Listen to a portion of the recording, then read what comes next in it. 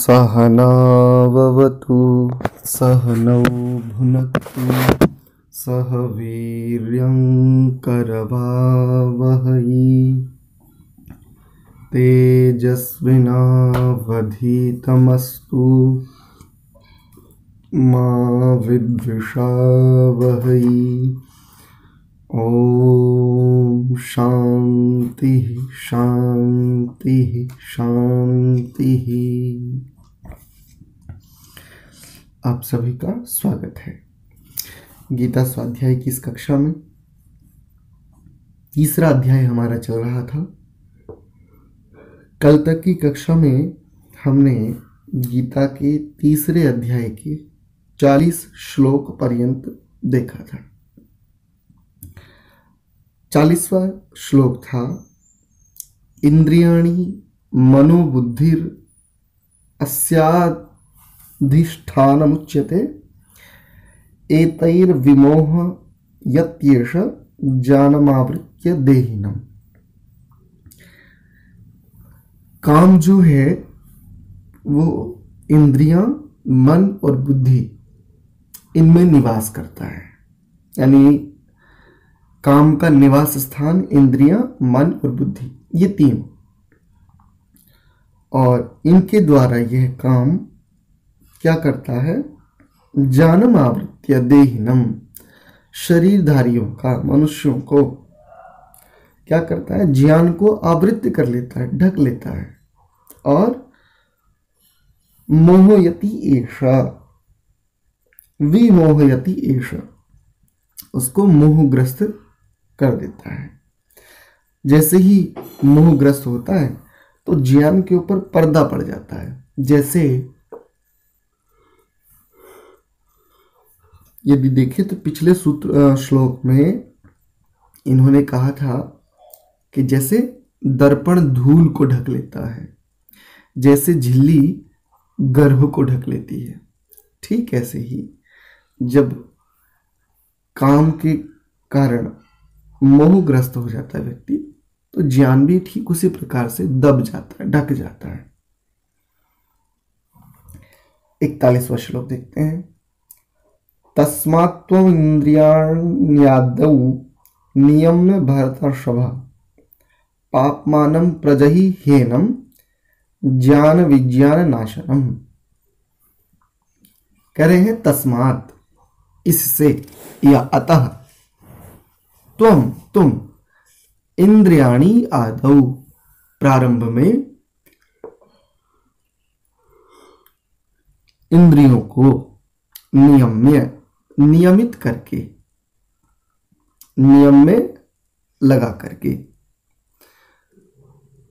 भरत ऋषभ, हे भरत वंशियों में श्रेष्ठ, पापमानम, पाप के महान प्रतीक को, प्रजहि, दमन करो, उसका वध करो। पाप का महान प्रतीक यहां पर किसको कह रहे हैं? उसी काम को, काम को लेकर के ये सारी चर्चाएं चल रही हैं यहां तक। प्रजहि, दमन करो, उसका वध करो। ही, निश्चय ही, एनम, इस, ज्ञानम, ज्ञान, विज्ञानम, विज्ञान, नाशनम, संहर्ता या विनाश करने वाला, ऐसा कह रहे हैं। हे भरतवंशियों में श्रेष्ठ अर्जुन, प्रारंभ में ही, यानी ऐसा नहीं कि पहले इंद्रियों को खुला छोड़ दें और फिर बाद में सोचे कि चलो पहले कुछ भी मनमाना व्यवहार करें और बाद में सोचे कि चलो अब इंद्रियों को हम अपने वश में कर लेते हैं ना। ऐसा करेंगे तो बड़ा परिश्रम करना पड़ेगा और संभावना ये भी है कि तब भी इंद्रियां वश में ना आए, क्योंकि इंद्रियां बड़ी बलवान होती हैं, बहुत बलवान होती हैं। स्मृतिकार भी इंद्रियों के विषय में, इंद्रियों के बलवान होने के विषय में कई प्रमाण प्रस्तुत करते हैं। वो ये तक कहते हैं कि यदि युवती पुत्री हो और पिता एक ही कक्ष में हो एकांत में, तो दोनों एकांत में वास ना करें। पिता और पुत्री के लिए भी वो ऐसा स्मृतिकार संकेत दे रहे हैं। तो प्रारंभ में ही इंद्रियों को वश में करके इस पाप के महान प्रतीक, किसका? ये जो काम है, इसका दमन करो, वध कर डालो इसका। और क्या है? ज्ञान विज्ञान, ज्ञान तथा विज्ञान, विशेष ज्ञान, शुद्ध आत्मा का ज्ञान, ठीक है, या आत्म साक्षात्कार ऐसा समझ लीजिए। ज्ञान और ज्ञान के द्वारा आत्म साक्षात्कार के इस अवरोधक, इस विनाशकर्ता का वध करो। यानी ये जो काम है ना, तो ये हमें ज्ञान प्राप्त करने देता है, शुद्ध ज्ञान, जिस ज्ञान से मुक्ति की प्राप्ति होती है, आत्म साक्षात्कार जैसी स्थितियों तक हम पहुंच पाते हैं। ये काम हमें वहां तक जाने ही नहीं देता है। तो इसका वध कर डालो, ऐसा वो इस 41वें श्लोक में कह रहे हैं। अब देखो यहां पर कहा है कि काम का दमन करो, पाप का जो महान प्रतीक है काम, उसका दमन करो, और उसका ये जो ज्ञान और आत्म साक्षात्कार में अवरोधक है, इसका वध करो। अब काम का वध करने की बात कर रहे हैं। यदि युद्ध का अर्थ केवल रण क्षेत्र में अस्त्र शस्त्रों के साथ एक दूसरे के साथ युद्ध करना ही मात्र है, तो यहां पर देखिए काम का भी वध करने की बात कर रहे हैं। जैसे कल मैंने कहा था ना, क्रोध, क्रोध को ये क्या कह रहे थे? ये भी महान शत्रु है, क्रोध भी निश्चित रूप से। लेकिन कब है? प्रत्येक स्थिति में क्रोध महान शत्रु नहीं है। क्षत्रिय का तो मित्र है क्रोध, और क्षत्रिय का ही क्यों, यदि प्रत्येक व्यक्ति अपने क्रोध को पालना सीख ले, उसका पालन करना सीख ले, उस पर संयम ले आए, तो प्रत्येक व्यक्ति का यही क्रोध मित्र हो सकता है। ठीक है, आइए 42वां श्लोक देखते हैं। अब देखो एक के बाद एक की विवेचना कर रहे हैं। केवल 2 श्लोक इस अध्याय के, तृतीय अध्याय के बचे हैं।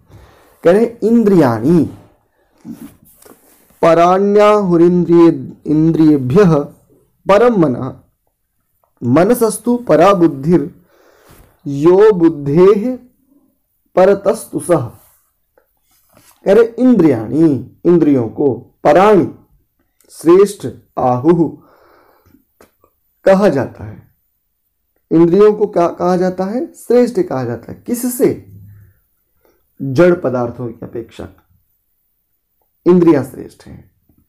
और इंद्रियेभ्यः परम मनः, इंद्रियों से बढ़कर क्या है? श्रेष्ठ क्या है?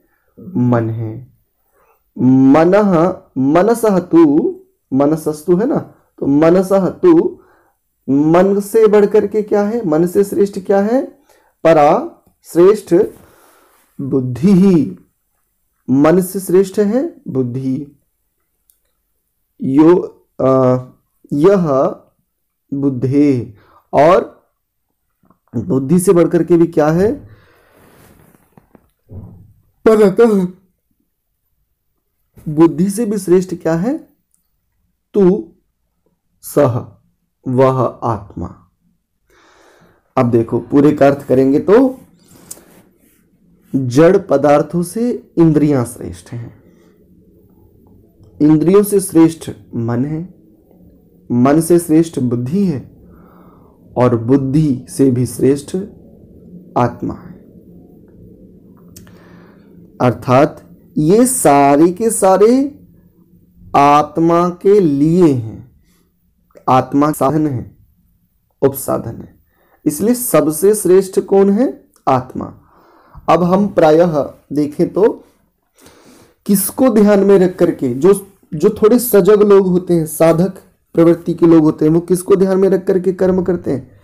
या तो इंद्रियों को, और ये स्वयं भी उपसंहार के रूप में कह रहे हैं, क्योंकि इन्होंने इंद्रियों की बात की है इसमें, काम, इंद्रियां, इस मन, इसी की बात की है। बस पिछले श्लोक में एक बात बता दी कि ये जो काम है ये इंद्रियां, मन और बुद्धि, इन तीनों में निवास करता है, इसके निवास स्थानीय है। लेकिन यहां पर ये स्वयं भी एक बात कह रहे हैं कि केवल इंद्रियों में उलझ करके मत रह जाना, या केवल मन में उलझ करके मत रह जाना, या केवल बुद्धि में नहीं उलझना, क्योंकि ये इंद्रियां, ये मन, ये बुद्धि, ये समस्त स्थितियां आत्मा के लिए, इसलिए आत्मा सर्वश्रेष्ठ है। जब कोई भी साधक, कोई भी सजग व्यक्ति जब चेतना को ध्यान में रख करके, जब चेतना को केंद्रित करके अपना जीवन जीता है, तो निश्चित ही वह इन तीनों का, इन समस्त साधन उपसाधनों का लाभ लेते हुए आत्मा के कल्याण के लिए ही आगे अपने जीवन में गति करता है। हमें भी ऐसा ही प्रयास करना चाहिए, क्योंकि आत्मा के लिए ही सब कुछ संसार में प्राप्त है और ईश्वर ने भी इसीलिए बनाया है।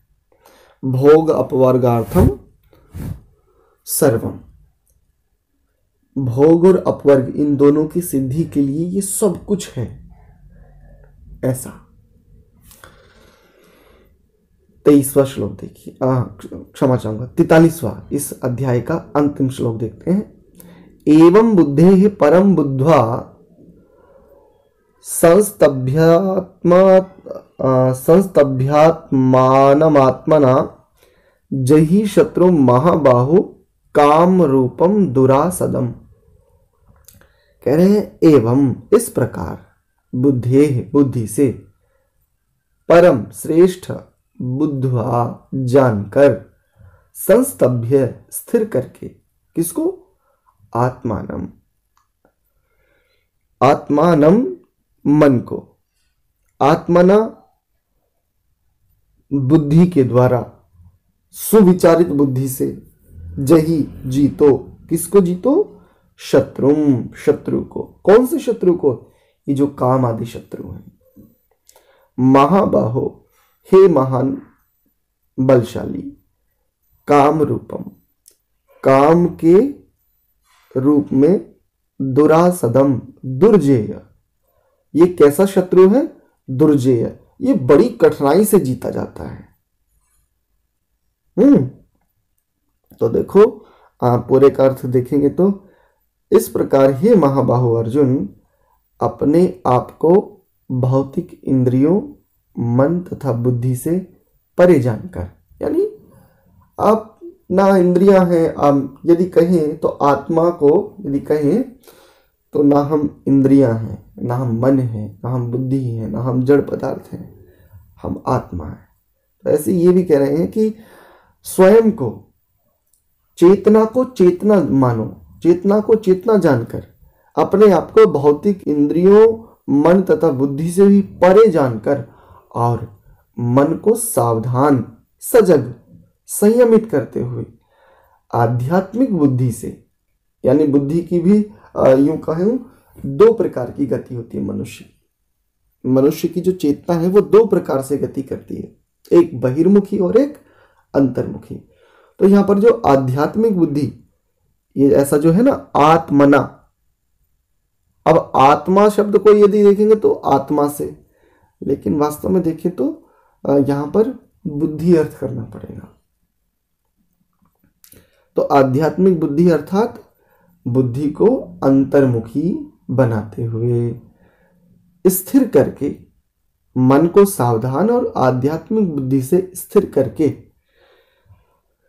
आध्यात्मिक शक्तियों द्वारा इस काम रूपी दुर्जेय शत्रु को जीतो। देखो, प्रकरण युद्ध का चल रहा था है? लेकिन यहां पर उपदेश क्या है? काम को जीतने के लिए बात कह रही जा रही। काम को दुर्जेय शत्रु कहा जा रहा है। काम का वध करने की बात हो रही है। इसीलिए मैंने युद्ध से केवल वॉर ना लेकर के, युद्ध से मैंने कर्तव्य पालन इसलिए लिया था कि हमारा सभी का जो संपूर्ण जीवन है वो भी एक युद्ध ही है। हम सब की अपनी अपनी एक युद्ध भूमि है और उसमें हम सभी अपने अपने जो नियत कर्म हैं, जो जो हमें प्राप्त है, उनके साथ हम निरंतर संघर्ष कर रहे हैं कर्तव्य पालन करते हुए। और कर्तव्य पालन करते हुए जो संघर्ष हो रहा है ना निरंतर, वही तो युद्ध है। और जो अपने युद्ध को जितनी तत्परता, जितनी सजगता, जितनी निष्ठा से निभा रहा है, निश्चित सी बात है उतना ही वो आगे की ओर गति भी कर पा रहा है। तो तीसरा अध्याय यहां पर पूरा होता है। यदि यहां पर आपका कोई प्रश्न है तीसरे अध्याय के अंत तक तो आप पूछिए, अन्यथा फिर हम चौथे अध्याय को आरंभ करते हैं आज। जी, किन्हीं का कोई प्रश्न है?